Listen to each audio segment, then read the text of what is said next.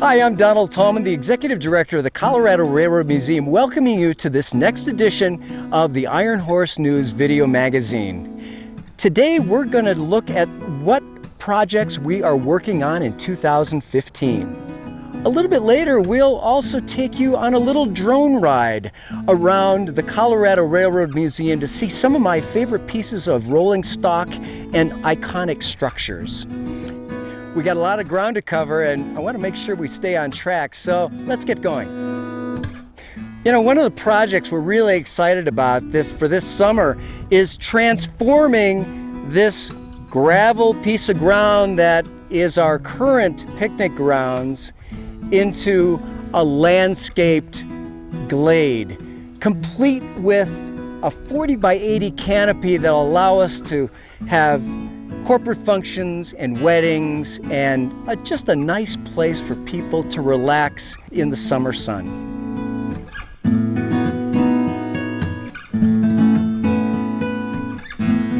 What you're seeing here in the background are our volunteers working on finalizing our rider car project. We've got 2 of these rider cars that we're building.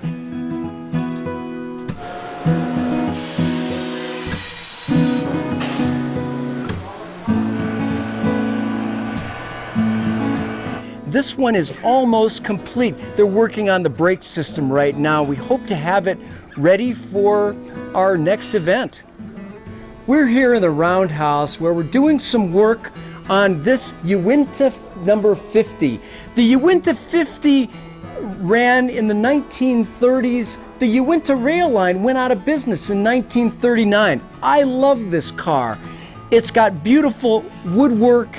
It has incredible etched glass in the doorways. This is called a combination car. This is the baggage compartment back here, and then in front of that were passenger car seats.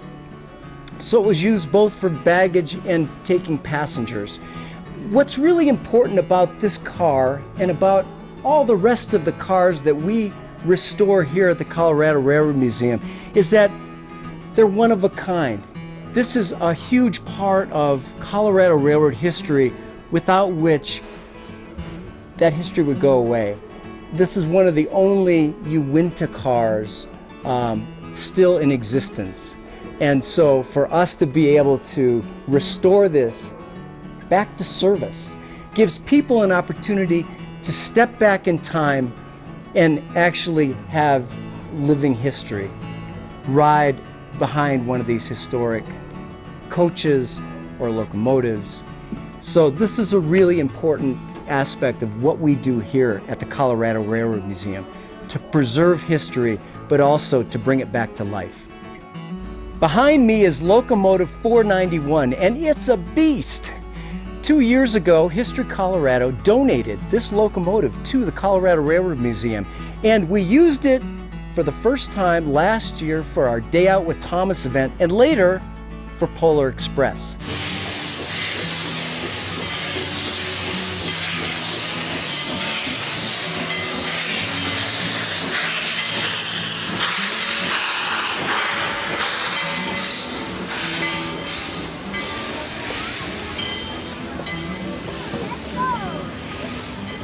We'll be doing the same thing this year, but we got to get it ready. So the State Historic Fund provided the museum with funding to get the insulation and the boiler jacket, the old boiler jacket, removed and replaced with new. It's happening right now, and we should be ready to go by August.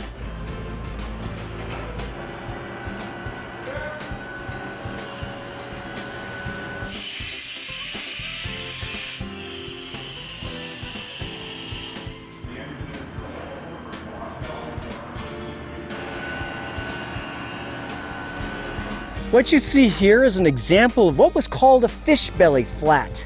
And this flat car was used to transport automobiles back in the early days. We're going to repurpose this and turn it into one of our Day Out with Thomas rider cars. We'll put a decking on this, seats, and siding, and it'll be an open gondola rider car. And it'll be ready in about 4 or 5 months. We are delighted that we have the kind of staff and volunteer crew who can take something like this and they have the skill set to be able to turn it into a Ryder car or to restore it back to service. Our volunteers and staff put in over 30,000 hours of work per year to make the Colorado Railroad Museum what it is today, a treasure of Colorado Railroad history. Behind me is a Rio Grande combination car. It was a combination baggage and passenger coach. It was later used by the Rio Grande ski train as a baggage car. We're going to be moving that car to a location right behind the two F units, the A and B unit of the 5771. That's going to happen soon, and once we get it up there, we'll repaint it. Behind me is a Union Pacific dining car, one that we acquired a few years ago. We're going to put it back into service as a dining car. Once we get electricity and utilities for this dining car completed, we'll use it for corporate functions, for special evening meals, for certain dining services, and for educational purposes. It's going to be a great interpretive car. Come back when we're in service for a special meal. In front of you, we've interpreted this dining car. We have 24 signs just like this that talk about different periods of time, different rail cars, and these signs were all provided by the North American Railway Foundation.